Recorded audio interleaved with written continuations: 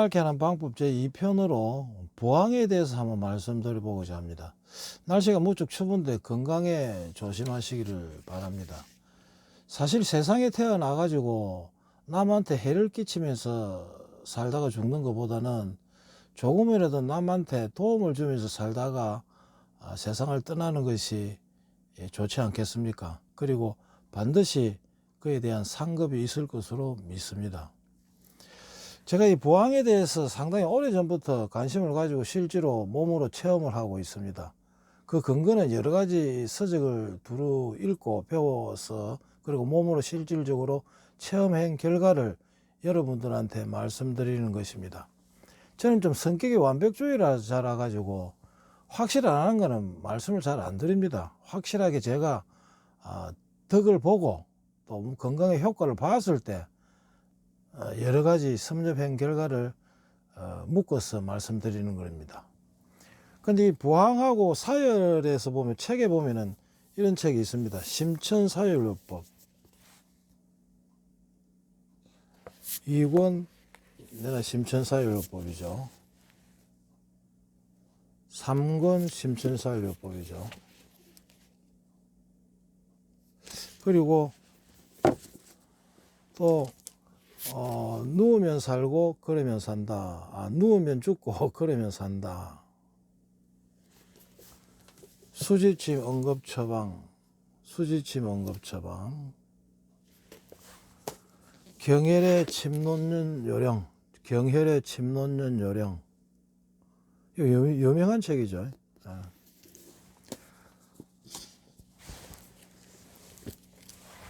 화타 경혈 총서. 이 책도 상당히 요즘 구하기가 좀 어려울 겁니다. 경혈을 찾는 요령.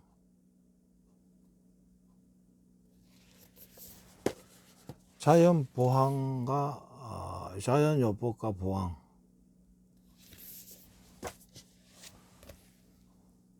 동의보항 네거티브 요법.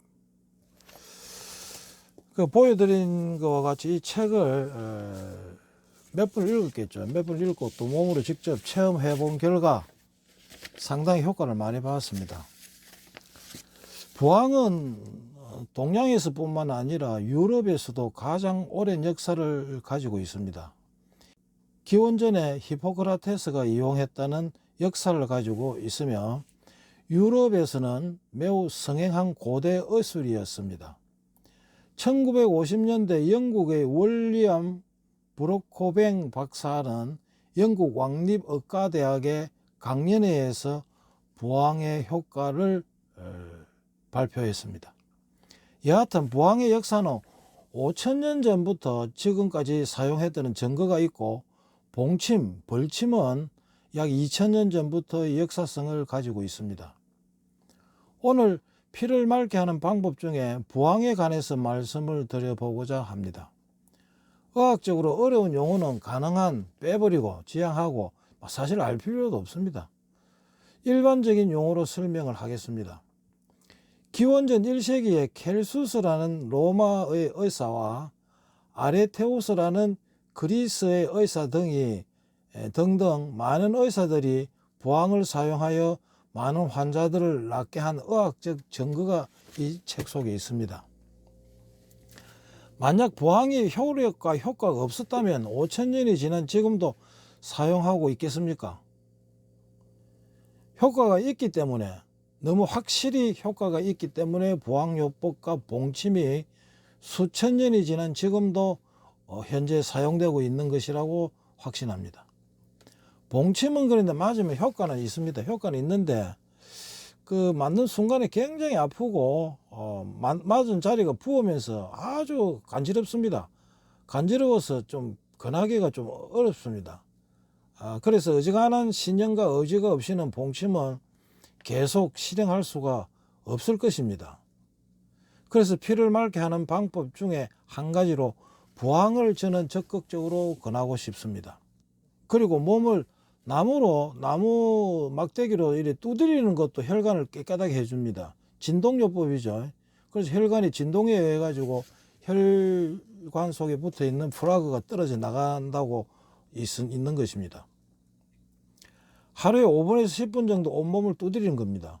두드리면은 모세혈관에 정혈 작용이 되겠죠. 상당히 중요하죠, 모세혈관이.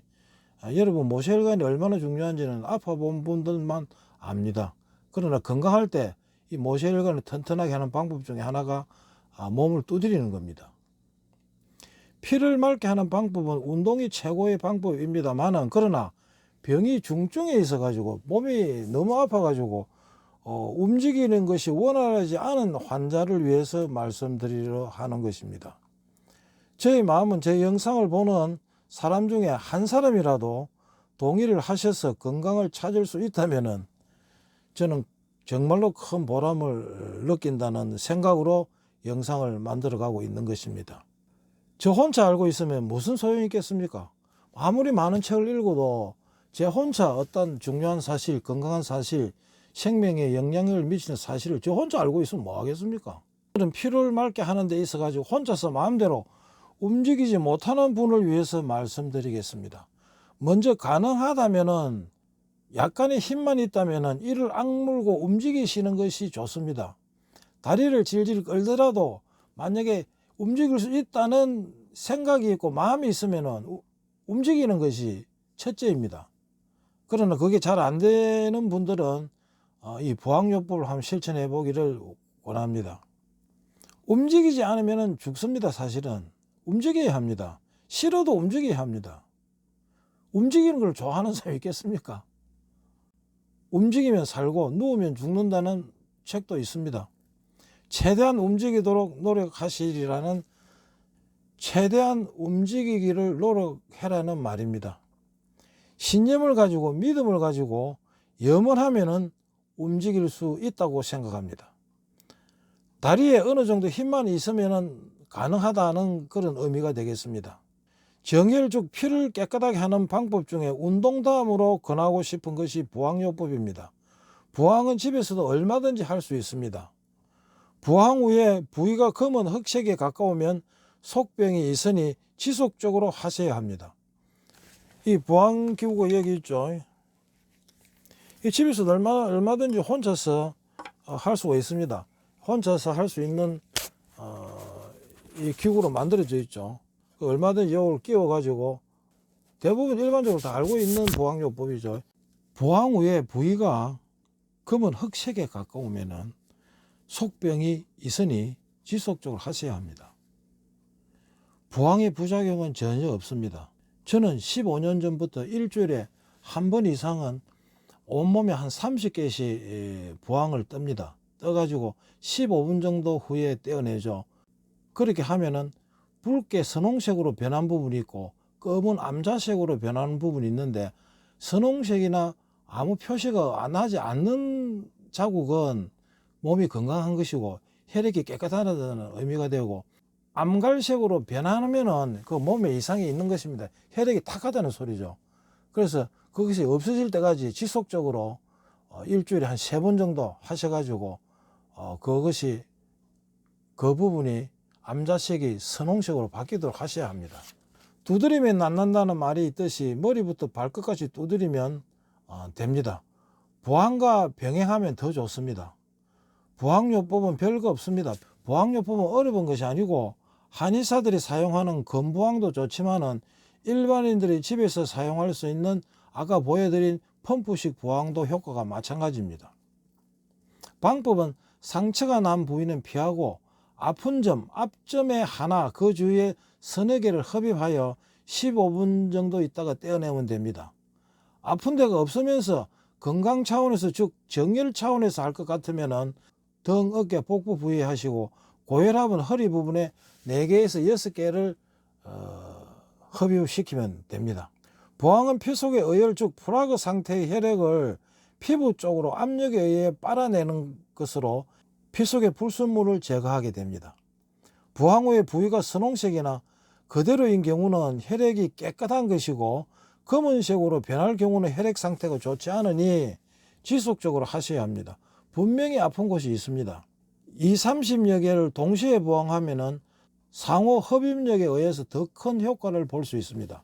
단지 나이가 70대, 80대 이상이면은 10개 정도만 흡입하시고 15분 후에 떼어내고 깨끗하게 잘 관리하시기 바랍니다. 사실 피를 뽑아 부항을 행하는 사열요법이 좋지만 사열침으로 같은 장소를 20여건 찔러서 5회 정도 흡입시켜 5번 피를 뽑아내는 것이므로 혐오스러운 부분이 있으므로 권하고 싶진 않습니다.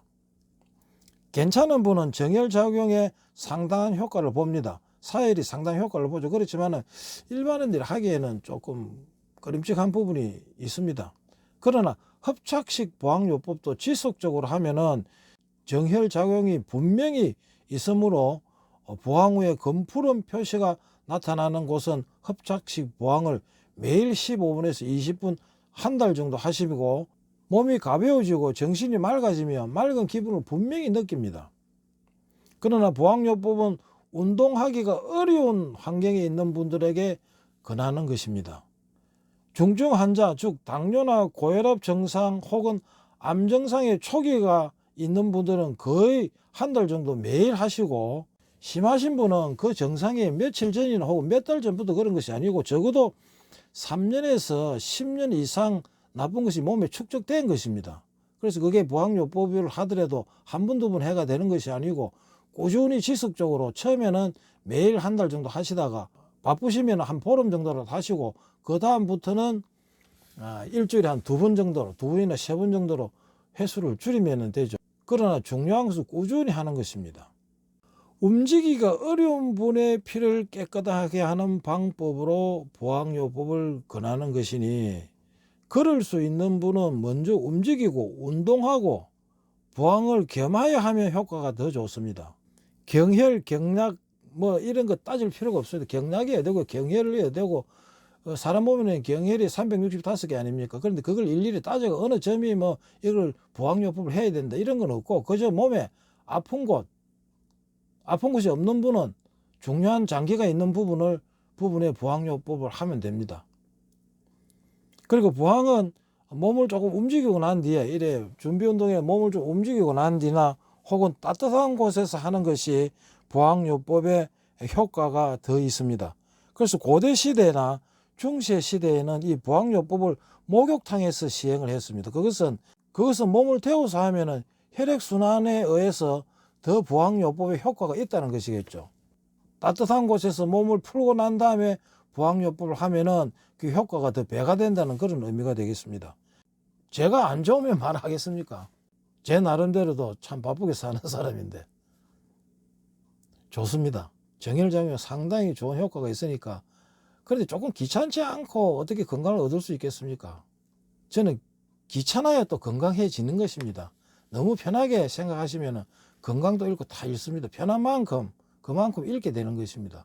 그래서 부항요법은, 오늘 말씀드린 부항요법은 몸을 움직이기가 조금 부자연스러운 분들한테 권하는 것입니다. 오늘은 부항요법에 대해서 말씀드렸습니다만은, 여러분 좌우지간에 결론은 피를 깨끗하게 하는 방법 중에 하나를 말씀드린 것입니다. 오늘은 여기서 마치겠습니다. 감사합니다.